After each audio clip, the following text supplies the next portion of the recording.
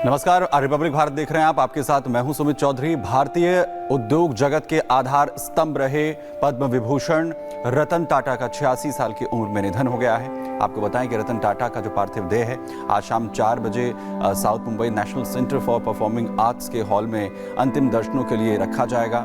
यहाँ उनके अंतिम दर्शन जो लोग हैं वो कर सकेंगे। भारत सरकार की तरफ से गृह मंत्री अमित शाह बतौर प्रतिनिधि आज अंतिम दर्शनों के लिए शामिल होंगे। प्रधानमंत्री नरेंद्र मोदी, राष्ट्रपति से लेकर उपराष्ट्रपति की तरफ से रतन टाटा के निधन पर शोक जाहिर किया गया है।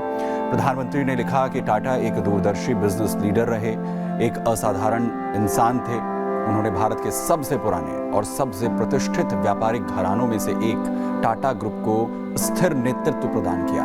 उनका योगदान बोर्ड रूम से कहीं आगे तक गया।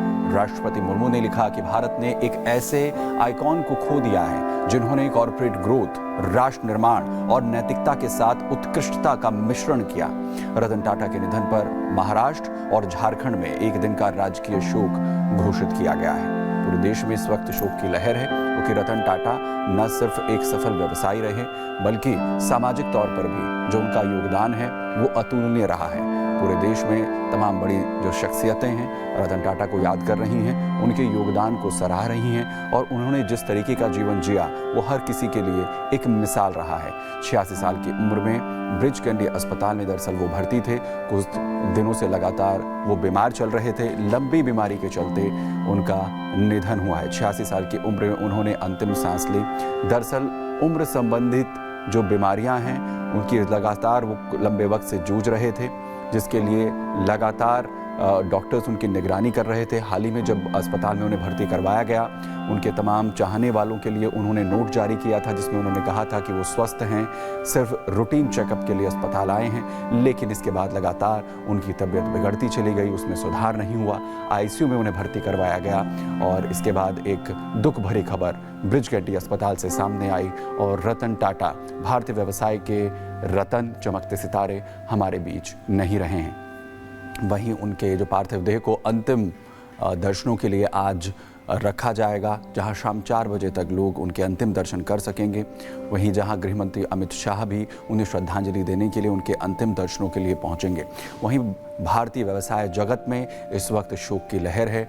तमाम उद्योगपति हों या अलग अलग जो क्षेत्र हैं उनकी शख्सियतें वो रतन टाटा को याद कर रही हैं। उनके योगदान को आज हर कोई याद कर रहा है क्योंकि रतन टाटा ने सामाजिक तौर पर भी भारतीय व्यवसाय को, भारतीय अर्थव्यवस्था को जिस तरीके से ऊंचाई पर पहुंचाने के लिए तमाम अपना योगदान दिया वो सराहनीय रहा। वहीं प्रधानमंत्री नरेंद्र मोदी हों, राष्ट्रपति द्रौपदी मुर्मू हों, उपराष्ट्रपति हों, गृहमंत्री अमित शाह हों, रक्षा मंत्री राजनाथ सिंह हों, उनके इस योगदान को आज वो याद कर रहे हैं। उन्हें शोक जाहिर सभी शख्सियतों की तरफ से रतन टाटा के लिए किया गया है। कई किस्से हैं, कई कहानियां हैं जो रतन टाटा के जीवन से जुड़ी रही हैं। उन तमाम किस्से कहानियों को अलग अलग वक्त पर, अलग अलग प्लेटफॉर्म्स पर साझा किया जाता रहा है, उसका जिक्र लगातार होता रहा है। और अब ख़ास तौर पर वो जो किस्से कहानियाँ रतन टाटा जो देकर गए हैं, जो समाज के लिए वो कर गए हैं, वो कहीं ना कहीं अब सभी के जहन में एक स्मृति की तरह लगातार बना रहेगा।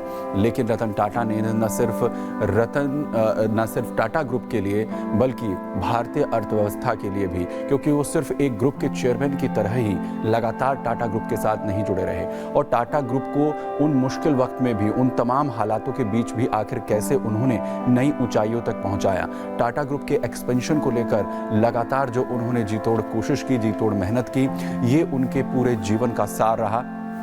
क्योंकि अगर साल 1990 की बात करें, जब बतौर चेयरमैन वो टाटा ग्रुप के चेयरमैन मेरे 2012 तक वो लगातार टाटा ग्रुप के चेयरमैन के तौर पर जिम्मेदारी संभालते रहे और कई ऐसे मील के पत्थर टाटा ग्रुप के उस सफलता की कहानियों में रतन टाटा ने जोड़े जो आज कहीं ना कहीं भारतीय व्यवसाय के इस वक्त फील्ड के अंदर चमकते हुए नजर आ रहे हैं। कई ऐसी कंपनीज, कई ऐसे सेक्टर्स जिसमें टाटा ग्रुप नहीं था, जो एक बड़े चैलेंज के तौर पर था। क्योंकि रतन टाटा कहते थे कि वो कोई सही निर्णय नहीं लेते हैं, वो निर्णय लेते हैं और उसे अपनी मेहनत से सही करते हैं। और ऐसे कई उदाहरण हैं, चाहे टाटा मोटर्स को स्थापित करना हो, टीसीएस जैसी कंपनी को अपनी टाटा कंसल्टेंसी सर्विसेज में आना हो, या फिर अलग अलग स्टार्टअप्स में भी युवाओं को प्रोत्साहित करना हो, ये रतन टाटा के जीवन के उन तमाम लक्ष्यों में से, तमाम कोशिशों में से एक रहा, जिसके लिए वो जीवन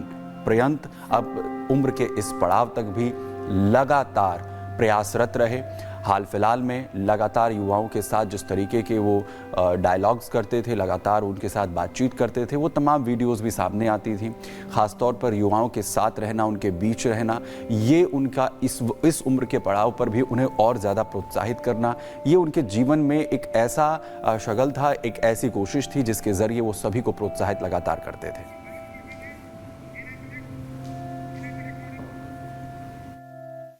बारे में सोचती हूँ। मैं उनके कंपनी में काम किया, मेरा करियर उधर ही शुरू हुआ।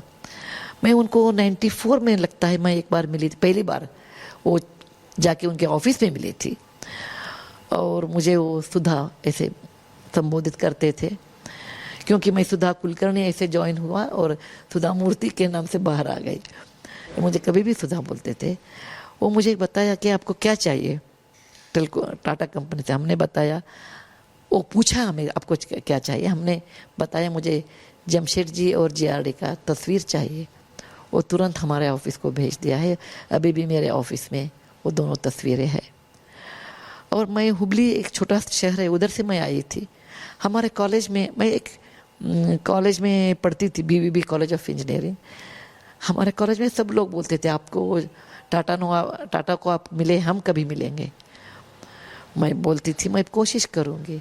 उनके पास जाके मैं एक बात बोल लिया, सर हमारे गांव में आपका दर्शन के लिए बहुत लोग इंतज़ार कर रहे हैं।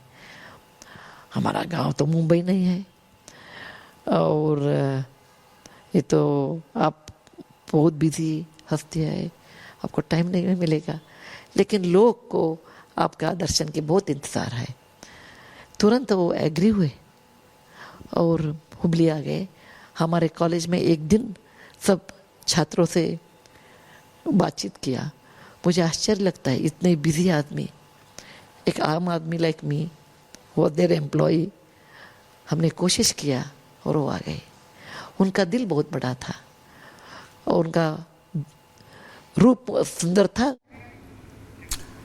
तो देखिए, पद्म विभूषण और पद्म भूषण रतन टाटा जो नहीं रहे, लेकिन टाटा को एक बेहतरीन और ग्लोबल ब्रांड बनाने में उनके योगदान को